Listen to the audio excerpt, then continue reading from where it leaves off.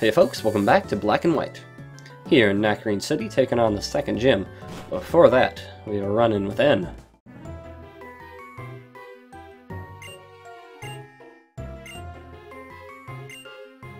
You can answer yes or no. Changes one line of dialogue and you still fight him. So, let's fight. Now you may be surprised to know that N does not have his Purloin that he had before. In fact, he completely changes his team every time you fight him, with one small exception. Basically, it has to do with him not believing in enslaving the Pokémon, so he'll make temporary comrades of Pokémon in the near vicinity, and then fight you with those. It generally doesn't work out too well for him. So basically, my strategy here is use Work Up in order to boost my attack, and then just completely bust through all his Pokemon one-hit KOing every one of them. Even if you don't do a strategy like that, he's not too hard. Timber could cause a bit of problem if you have a normal type that's a little lower leveled, but not happening here. And Manfred didn't have any trouble. At level 22, Lilo gets a chance to learn Crunch, which replaces Bite. Bite has 60 base power, Crunch has 80. They're both dark types. Crunch lowers defense rather than flinching, but Crunch is a better option. Take it. And then there's Temple. Temple is not threatening.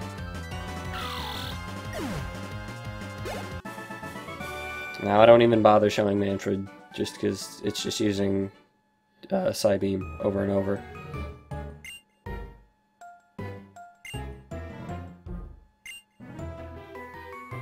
Now, version difference right here. The legendary Pokemon that N is interested in is different depending on black or white. And this is the Nacrene Museum, which is indeed also the gym.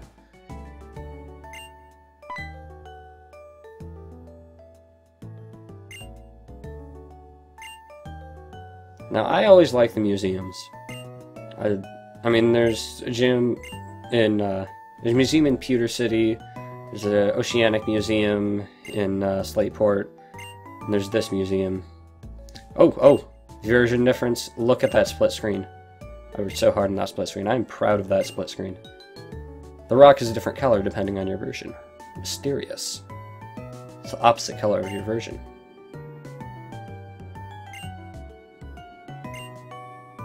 Now then, let's take a quick little tour here, because these are all throwbacks. I believe that is Unknown Braille. I don't know what that references. These are Cubone and Marowak bones. This is a Dragonite skeleton. This is an Armaldo fossil. This is a meteorite, which changes Deoxys, and that is a rock. The rock is important. Now then, welcome to the Nacrene Gym. It's a normal type gym. Then Mr. Gym Guy will give you a fresh water, as usual.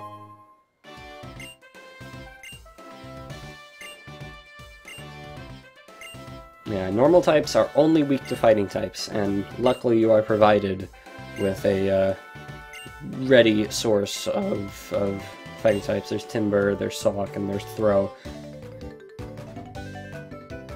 So you should not have too much trouble if you decide to abuse that weakness.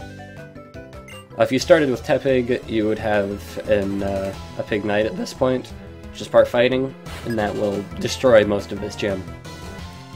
Now this guy only has a Patrat, but I'm showing it for a very, very important reason. The fight isn't important, but the fact that he has a Patrat is. And here's Rock Smash. It's a fighting move. It's not actually any stronger than Takedown once you factor in, like, Stab and all that. But it doesn't have recoil, for one thing. And it also has the capability of lowering defenses by one stage. It's a small possibility, but it's very useful, especially in War of Attrition. So basically, the gimmick of this gym is basically you go from bookshelf to bookshelf, finding hints about where to find the next hint.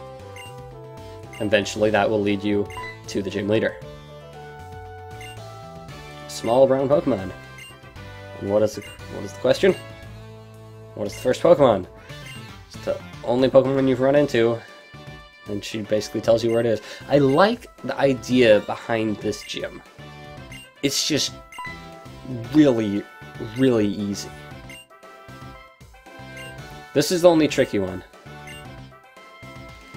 Basically, oh my god, there are two people who might be reading it. And that's a bit of a trick question. If you talk to her before, she'll give you that definition. And it's like, yeah, it's a slightly different definition, so you gotta talk to the other one. Waste a little bit of time. Not a big whoop. See, that's a clever thing. That's a clever answer. It's just not a hard puzzle. It's barely even a puzzle. Anyway, Satomi here brings out a Herdier, which is Lillipup's evolved form.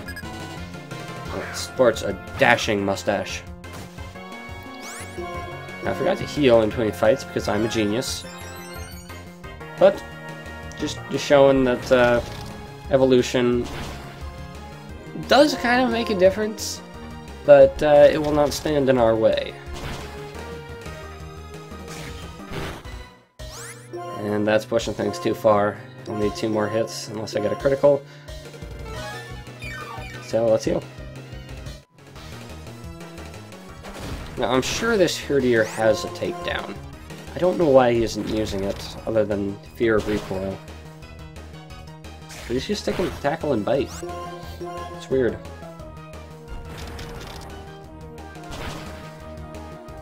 And goes down without too much trouble.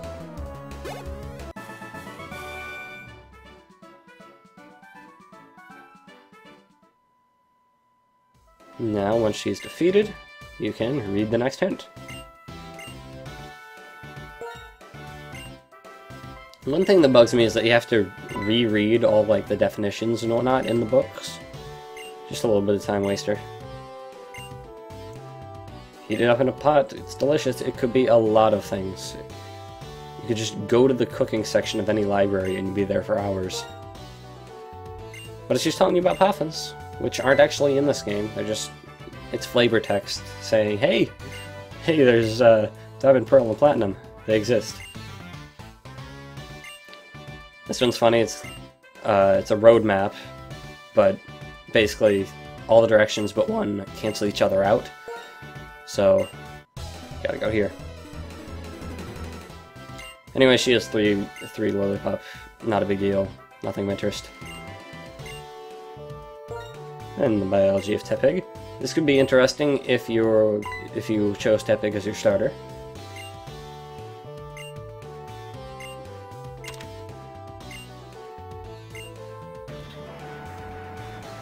Now, I was actually impressed with this little sequence right here when I first played the game. There's one little touch. Bam! Books fall over. Neat little touch. Anyway, leaving to heal, and also to train up a bit. Got Lillipup up to level 26, since I kind of needed it for this boss fight. And you'll see why. Lenora is a librarian, and also defender of all things knowledgeable, and also Lord of Aphros.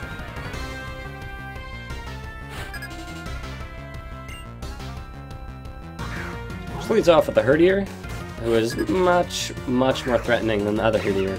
Only one level above, but better AI, and probably more powerful move pool, plus Intimidate. Now, if you chose Tepig as your starter, you might be tempted to lead with your Pignite here, but don't do that, because Intimidate will lower your attack stat 1 stage, and your Pignite, unless you have Work Up, will be hampered for the rest of the battle. You don't want that. Now, my strategy here is, again, to use Work Up, and will counteract the Intimidate, and just get myself strong so I can one-hit KO whatever comes in next. And the reason I trained to level 26 is that so Takedown would be a 3 KO, and I can use the healing items. Manfred goes for a different strategy. Manfred uses sleep moves, and then uses Psybeam to devastate them. And basically, I got really lucky with the sleep moves. Hypnosis hit its first time, and avoided the takedown. Things just really went Manfred's way. I heard he lost a decent amount of health from recoil, but eventually takedown, or Rock Smash was its undoing. Now Watchog here is dangerous. It has Retaliate, which does super damage if it comes in after a comrade has fainted, but Watchog died. So yeah. So yeah, let's watch a little bit of a tougher fight against Watchog. Retaliate is a strong move in its own right, but it does even more damage when it's switched in as a revenge gear, basically. And here, gonna get even more lucky, because Watchog also has Hypnosis. And if you get screwed over by that, you're gonna have to rely on Awakenings. So I chose Yawn for the sure sleep. Got a very lucky critical there. It didn't help that much, since she has Super Potion. But basically everything went Manfred's way in this fight. All the sleeping, all the dodging, and criticals too. It just worked really well.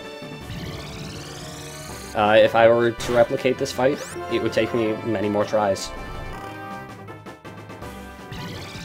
And with that Psybeam, Watchog is down. It's dangerous, nothing we can't take.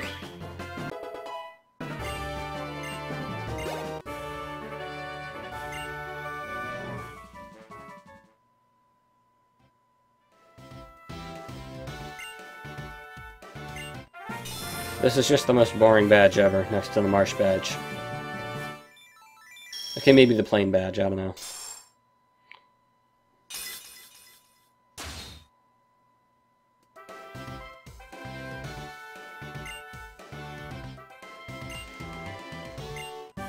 Here's Retaliate. I've explained it in detail. It might be useful in the metagame, I don't know. I haven't actually paid attention to the black and white metagame at all. But it's a good move in its own right. If Takedown weren't more powerful, I would probably use it. Oh my golly.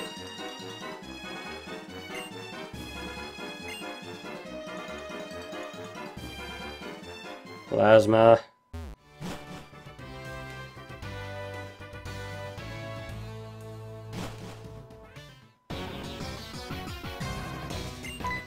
Always up to no good.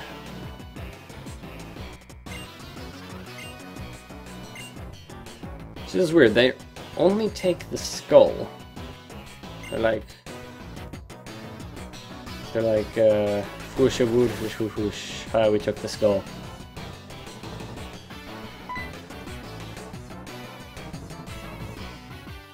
I guess the whole skeleton would be kind of a pain to drag around. Well, we know what we're doing. We're chasing those hooligans again.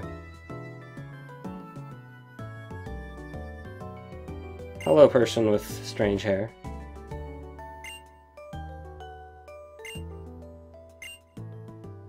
See, I like this. You're introduced to the third gym leader right after you defeat the second.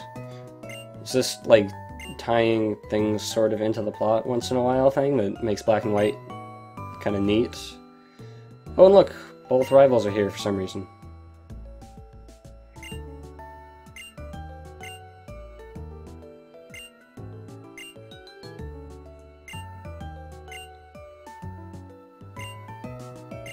And we're heading off to Pinwheel Forest, which is where we'll go next time.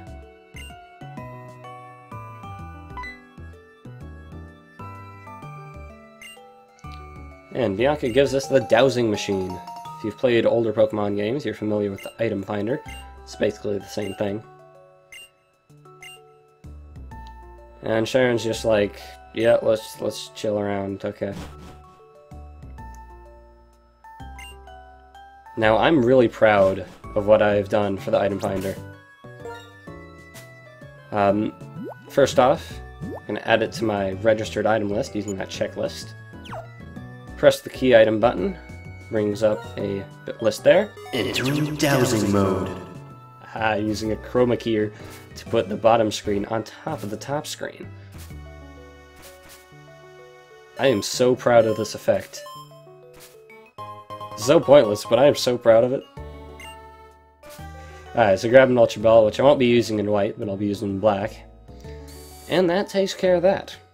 So, next time we'll head off to Pinwheel Forest, and I will see you guys next time.